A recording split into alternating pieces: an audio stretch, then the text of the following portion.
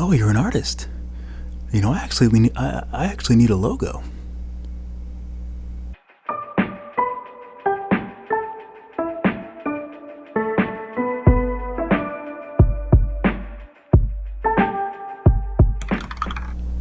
Okay, so someone needs a logo. How much are you going to charge for that logo? Alright, so I replied to a Facebook post today in one of my Procreate groups. Basically, someone was not commissioned because they're not getting paid for it, but a friend of theirs asked them to do a logo for them, and they didn't really have experience doing logo work, or at least maybe not in Procreate. So, it was someone they knew, it was a friend of theirs, so they said, well, for this time I'll do it, and whatever you want to pay me afterwards, that'll be fine. Usually I would say never work for free, but in this instance, it makes sense. It's a fair trade-off because they don't have the experience doing logos. So there's a lot that you can learn from this sort of experience, or if you get commissioned to do a logo. First off, figure out if it's something that you can do. Like, figure out if it's something that you feel comfortable with, because it's going to take double, triple, quadruple the amount of time to do something if you're not really that comfortable doing it, or not really that experienced doing it, because you've just never done it. There's things about a logo that are separate from like an illustration, because say they want to put on a t-shirt, on a white t-shirt, a black t-shirt, do they need to be transparent? Do they want it so it depends on what they want to make. And obviously Procreate, you can't do vectors. Vectors are infinitely scalable. So if someone does something in Adobe Illustrator, it's a vector image, so it doesn't matter how big the person wants it. If they want to put it on the side of a building, it's going to be the same quality as if they put it on a hat or a t-shirt or something. It doesn't matter the size. So that's the main difference with vectors. I don't like working in vectors because it's almost like oil paint and pencil and paper. It's just two different things. So anyway, I'm getting kind of off track.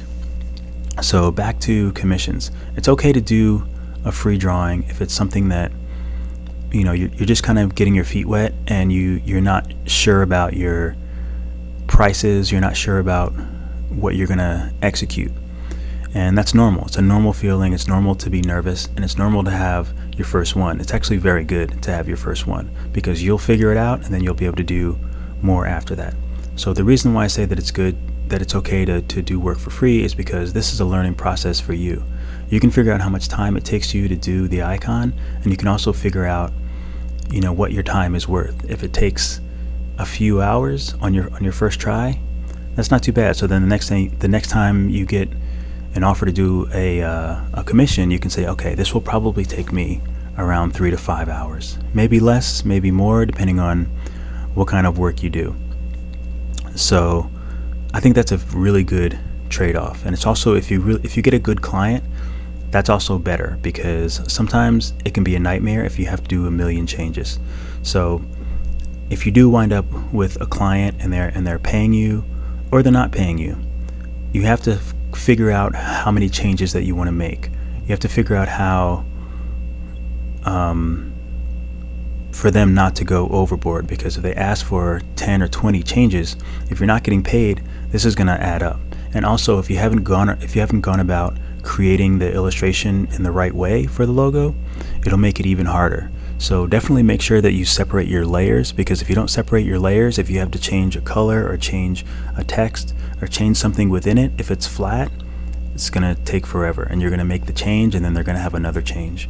So just when you're doing a logo, make sure you separate each layers. Like if you're doing an image, do the image, and then if you do like a circle around it, have that behind that layer. And then if you have like a little rim color or like a stroke around everything, have that on a different layer. If you're doing a black version and a white version, have them separate in separate files, and make sure you label all your layers, and make sure you label all your files. You'll probably learn that the hard way. If you don't do it, it can be very confusing, and if you have to make changes, it's that much more difficult. So I don't get too far in the weeds. I'll just say this. Congratulations on getting your first commission, sort of like your first people that want your work. That means that whatever you had to show, it means that, you know, people are into it and they're interested in it, and then they believe in you enough to be able to create something for them. So, you know, have faith in that fact that they've already seen your work and they like what you do and they see the potential in you. So all you have to do is figure it out. Even if the first time it takes a long time, it's probably not going to be worth your time, whatever they pay you. You know, they might pay you $20, $50, maybe even $100, and you might have been busting your you know what for like a week. And unfortunately, that's one of the ugly truths about drawing, about art, is until you kind of figure out what you're comfortable with, then that's what it's going to be like.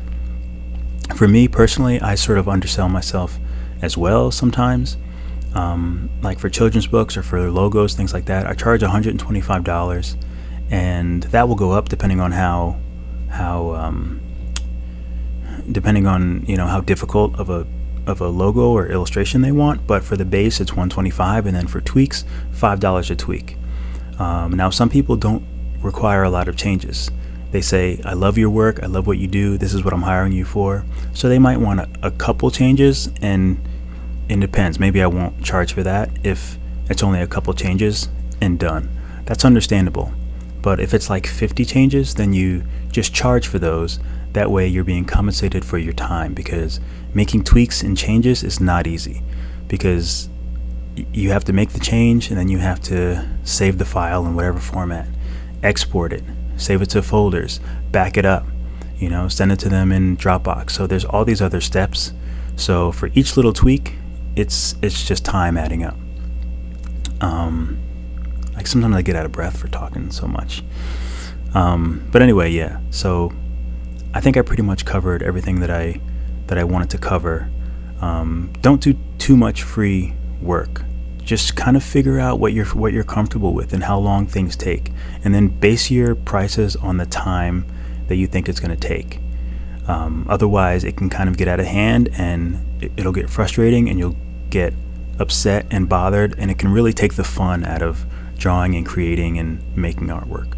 So yeah, just a few little tips from one of the Facebook groups I'm in. Hopefully what I've said makes sense and it wasn't too much babbling, and hopefully you'll get something out of this, and hopefully you'll get more work and more commissions, and you'll be able to draw more and create more and share more. So yeah, as always, thanks for watching, and I'll see you in the next video.